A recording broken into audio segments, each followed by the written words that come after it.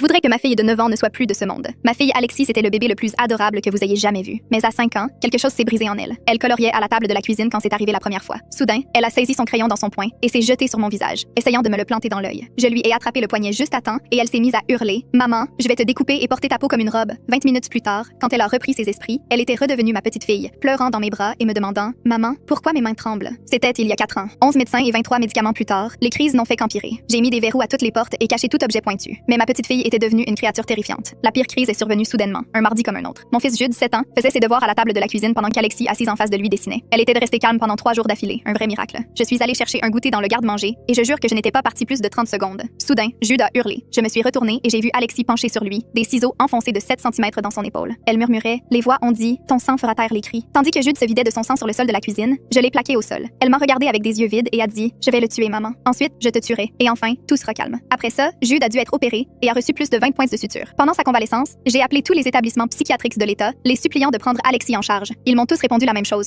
Nous n'avons pas de lit pour les enfants violents de moins de 12 ans. Son cas est trop grave. Nous ne pouvons pas la prendre en charge. Puis une dame de l'État est arrivée et s'est assise en face de moi à la cafétéria de l'hôpital. Elle m'a regardé droit dans les yeux et a dit « Madame Wheeler, nous ne pouvons pas simplement renvoyer des enfants parce que leurs parents les trouvent gênants. » J'aurais voulu lui montrer où Alexis m'avait mordu au bras jusqu'à l'os le mois dernier, mais j'ai préféré demander une audience d'urgence. La salle d'audience était une petite pièce au mur en bois, éclairée par des lampes qui bourdonnaient. Alexis n'était pas là, car elle avait fait une